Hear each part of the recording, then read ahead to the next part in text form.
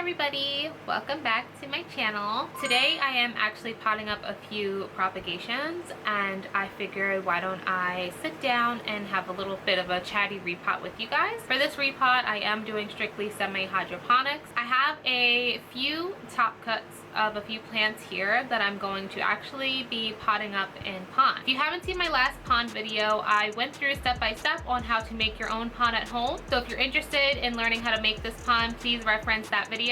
And that was also my first time using pond, and I have to say I'm really blown away with the results. All the plants that I repotted in that video are doing so good, you guys. I'm actually so impressed. I will definitely show some pictures or some videos of how they're doing now. I'm not sure what it is, but their roots are just taking off and they're looking so healthy. So I definitely want to pot up some more stuff in pond. Let me show you guys the plants that I am going to be potting up today. The first plant is a top cut of a Philodendron Florida Ghost. It has 3 leaves. It does have a really small root system, but I think it will be okay. Also, I did have all of these top cuts rooting in water for about like a week or two. And prior to me setting up for this video, I had forgot to put them in water. So I just had them sitting in a cup while I was preparing for this video. So they are looking a little bit thirsty, but they're gonna be okay. The next plant is a top cut of my Philodendron Jose Bueno. These are the roots. And it's a 5-leaf top cut, so I am super excited for this one. The next one I have is a Philodendron Pink Princess top cutting. These are the roots, what it's looking like. And then the last one, of course, if you guys know me, of course it would be one of these. It's a Syngonium albo. This one is a top cut of one of my favorite albos. It does have some burn damage on it because my lights fell on top of it, but it's okay. And then I have the custom made pond mix right here, and I have some more on the floor in case I need some extra. I also do have some pre-rinsed leca just in case if I want to put it on the bottom. So I'm going to change the angle of the camera so you guys can see exactly what I'm doing. Alright, so I have the pond mix here. Like I said, if you want to make this on your own, I will put a link of the video where we made it. Pond is just a mix of lava rocks, pumice, and zeolite. And in my mix, I like to just add charcoal. So if you see some big chunks of black rocks, that's charcoal. The first plant I'm going to do is this Philodendron Pink Princess. I'm just going to pot it in this plastic cup that I have instead of just throwing it out. So I'm just going to use that instead. Since it has some like good aerial roots as well, I'm going to probably pot it a little lower like that. Alright, so I'm just going to fill it like halfway or like almost half and then just like fill around it. I'm going to push the plant towards the back side so I can just keep an eye on the roots like as they grow just in case.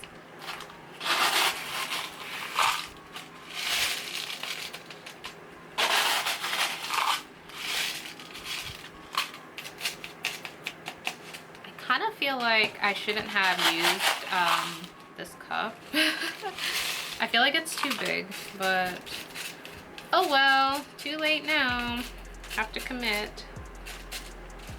Okay, I feel like that looks good enough. Still like a little bit more, like right here. Yeah. Okay, I think this looks pretty good. This Pink Princess has some pretty good variegation. It definitely has some good genes. The bottom actually had a good amount of pink, and what I ended up doing was I decided to cut it. I kept the top cut and then I listed the rooted bottom for sale in my shop. I think that's gonna be the process. Me cutting them, keeping the top, and then selling the bottom. Because this top, if you know anything about Pink Princesses, they get stuck a lot, and this leaf has damage. This one also has damage, so this is how the Pink Princess looks. So what I'm going to do next is add in some water that already has fertilizer in it. And the fertilizer that I use is a liquid fertilizer by Dynagro. I'll link it in the description. And I'm just using my sprayer. I'm going to fill it up to where the roots were because this plant was in water. And I don't want it to be like dehydrated. So I'm just gonna give it some extra water. And like I did say, I'm an idiot and I was keeping the plant in a cup with no water for like 2 hours. So it's definitely thirsty, but I think I'm gonna put it in the Rutsta. I moved all of the pink princesses into the Rutsta so that they could have a little bit more space because the Mills bowl got a little bit cramped. So now they're in the Rutsta, and the Rutsta does have like 80 to like 90% humidity. So they are kind of like taken off in there. So that's where this one's gonna go. So this is the pink princess. So the next one I'm gonna do is my philodendron Jose Bueno. I took a 5-leaf top cut here, and the bottom still has, I think, 4 or 5 leaves. I think 5, and it does have a leaf already coming in. So I listed the bottom for sale, and then I'm gonna keep the top and then repeat the process. This one has a little bit of roots in here. They're a little dried out because, like I said, no water. I'm gonna put this one in a glass vessel. I have this glass right here. I got this from the Dollar Tree. That's where I get all my glassware from. They have some really nice like pieces of glass, whether it be like a cup or like a candle holder or something like that. I wanted to give it a bigger vessel just because its roots are like kind of thicker, but I also didn't want to give it something too big, so I feel like this is good enough. Do a layer at the bottom and then fill around it.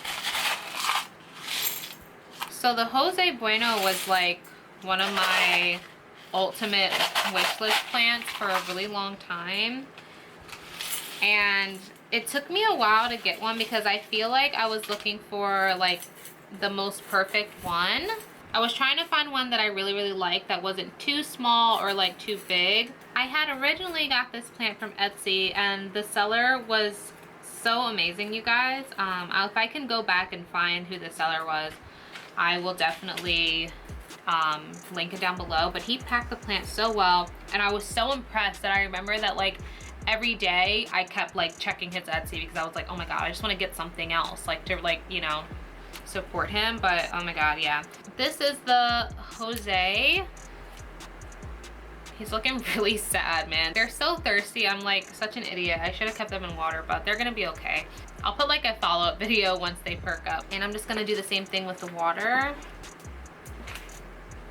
Just fill it up to where the roots were, just because he is thirsty.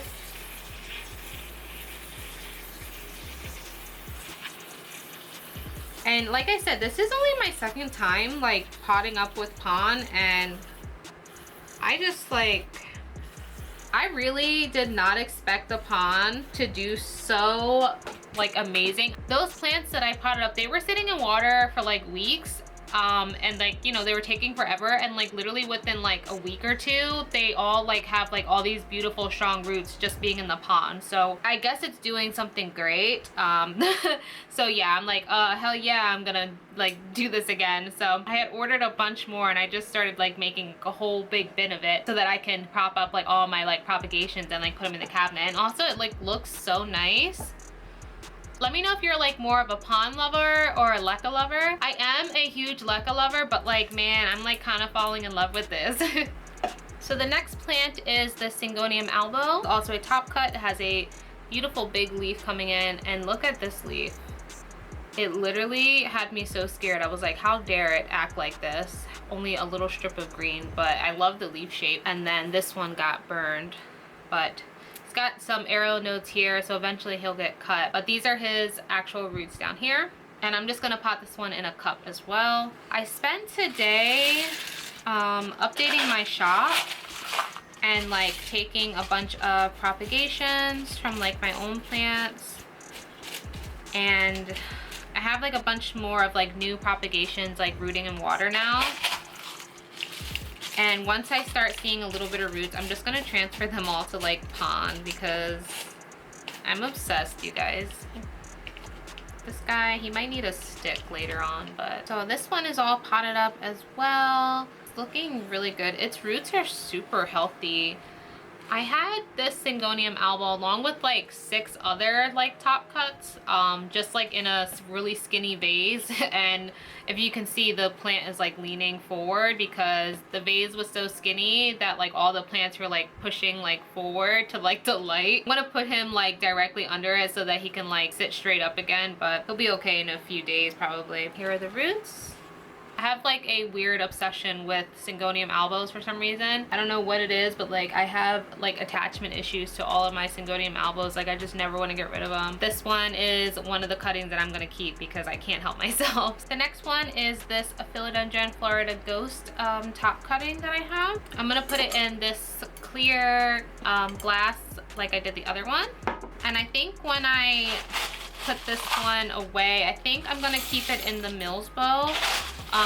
Just so that it can have that high humidity again. I had moved it into the detolf, and my detolf is not as high as humidity as the Mills bowl. So I had definitely noticed like this plant was just not growing as fast as it used to. But it does have a new growth coming in, so that's good. I got this plant from an Instagram auction actually a few months ago. There was like a point where like Instagram auctions had like a chokehold on me, dude. I was like watching them like every single week and like set reminders and stuff like that. It was just so much fun. It still is a lot of fun. It's just the ones that I like watch, they go on for like so long till like 1 in the morning, and I'm so tired and I'm just like, oh, I can't stay up. The Instagram auctions for plants, it's like such a thrill just like seeing all the cool plants for like a cheap price and like outbidding people and stuff like that. It's so much fun. But yeah, I had got this guy. He was a little tiny Florida Ghost and I got it for like 30 bucks. So was super happy about that. But now he's like growing really big too. And the bottom cut has like 3 or 4 leaves still. So he is looking a little sad because he's so thirsty. So I have to give it a high water reservoir. And what I had noticed about the plants that we had potted before in pond, they were drinking the water so fast. I was like filling it up like every other day. I don't know if that is normal. So I'm just gonna fill this one really high up just because, like I said, it doesn't have that much roots and it's so thirsty. Like you can see how thirsty it is. So I'm just gonna fill it up really, really high just so it can get some water. And probably in a few hours it'll be like perking back up and looking really good. So this is the Florida Ghost all done. And I just realized I forgot to put water in this Syngonium albo. I would have been freaking pissed if I forgot.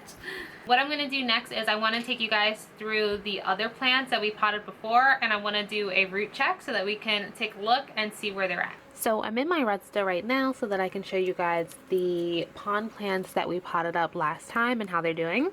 This is the Hoya fungii. It's been about 2 or 3 weeks now. This one really just like took off in here. I can't believe it. It's got a little leaf coming in at the top. It's looking really good. The other one we potted up was this variegated Beryl Mar. It put out a new little leaf here. It got a little stuck. There's a root here, and this one was like completely like unrooted basically. So I'm glad that I see this thick, healthy root right here. I have 2 Hoyas that I didn't show you guys that I potted up after. This is a Hoya obovata. This one had no roots as well, and literally like insane how fast it rooted up. And then this was just a little tiny Hoya australis lisa that I propagated. The roots on this one also went crazy. And then this one I just grabbed from my other cabinet. This is one of the Syngonium albos from the first time, and this is how this one is doing now. So pond is a win in my book because it is just really putting in work for these plants. And look at this gorgeous leaf. So I'm super happy about it, and I definitely recommend it if you haven't tried it. So that is all I have for today's video, you guys. Let me know what your thoughts are on pond. Have you made it yourself? Are you using Lechuza's pond? And how do you like it? Like I said, this is only my 2nd time using it, and I'm really honestly blown away. I absolutely love it, and I am really excited to keep using it. Let me know what you guys think about everything, and I will see you guys in my next video. Bye!